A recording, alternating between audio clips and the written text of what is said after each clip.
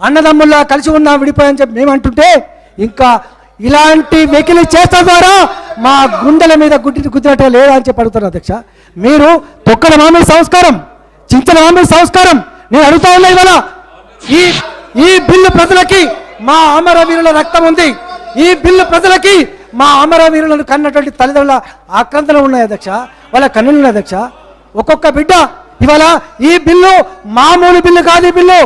ఈ బిల్లు 60 సంవత్సరాలుగా ఒక రాష్ట్రం రావాలని, ఆ రాష్ట్రంలో మాకు ఉద్యోగాలు రావాలని, ఆ రాష్ట్రంలో మా పంట నీళ్లు రావాలని, దుబాయ్ బతుకులు పోవాలని, బొంబాయి బతుకులు పోవాలని, ఒక్క మాటలో చెప్పాలంటే ఆకలి కేకలు లేని, ఆత్మహత్యలు లేని ఒక సుసంపన్నమైన రాష్ట్రం చూడాలని చెప్పి మా ప్రజలంతా కూడా ఏకతాటి మీద పార్టీలను పక్కకు పెట్టి, జెండాలు పక్కకు పెట్టి ఇవాళ తెలంగాణ మట్టి బిడ్డలుగా ఇలా ఒక్కటై కొట్లాడుతూ ఉంటే ఇవాళ దానికోసం శ్రీకాంతాచారి 29 డిసెంబర్ నాడు, నవంబర్ నాడు ఎల్బీ నగర్ చౌరస్తాలో నిలబడి పెట్రోల్ పోసుకొని ఆ మంటల్లో మాడిపోతూ కూడా అమ్మ అనలే ఆ శ్రీకాంతాచారి జై తెలంగాణ.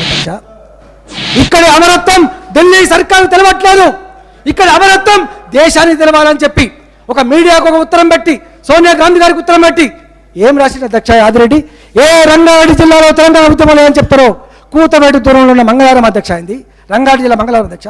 ఆ బిడ్డ పార్లమెంటు పక్కకే చెట్టుకు రేసుకొని ఈ దేశంలో ఉన్న మీడియాకి, ఈ దేశంలో ఉన్న ప్రముఖ ఉత్తరం రాసింది అధ్యక్ష.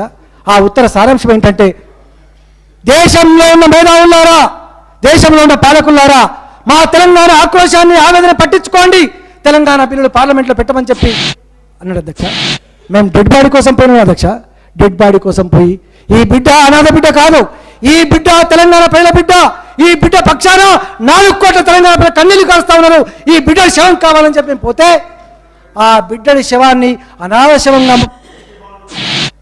శవంగా డిక్లేర్ చేసి మీరు మార్చరికి మీరు శ్మశాన వాడికి తరలించారు అధ్యక్ష. ఆ సందర్భంలో ఏం జరిగిందో మీరు చూసిండ్రు. ఎంతమంది బిడ్డలు అధ్యక్ష. ఇవాళ వేణుగోపాల్ రెడ్డి వట్టిగా కాలితేనే అమ్మ అని అంటాం మనం అధ్యక్ష. అలాంటి వేణుగోపాల్ రెడ్డి అలాంటి విద్యార్థులు తెలంగాణ రావాలని చెప్పి మంటల్లో మాడిపోయిన అధ్యక్ష. ఉరికొచ్చే టేళ్ల కింద పడి అమ్మ అనలే, నాన్న అనలే, ఉరికొచ్చే టేళ్ల కింద కూడా జై తెలంగాణ అనుకుంటా ముక్కలు అనిపోయిన వాళ్ళ చరిత్ర చూసిన అధ్యక్ష. శ్రీకాంత్ ఎంటెక్ గొప్ప ఉత్తరం రాసిన ప్రధానమంత్రి గారికి, మీ యూట్యూబ్లో ఉంటుంది. ఆ శ్రీకాంత్ అనే బిడ్డ మందమరి బొగ్గు గారి కార్మికుడి బిడ్డ ఉత్తరం రాసి ఎంటెక్ చదివినప్పటికీ కూడా నా తెలంగాణ రావాలి, నా చావు తర్వాతనే నా పాలనలో కనువిప్పుకు రావాలి, కుర్చీల కోసం ఓట్ల కోసం డ్రామాలనే పాలకులారా ప్రజల ఆక్రందన అని చెప్పి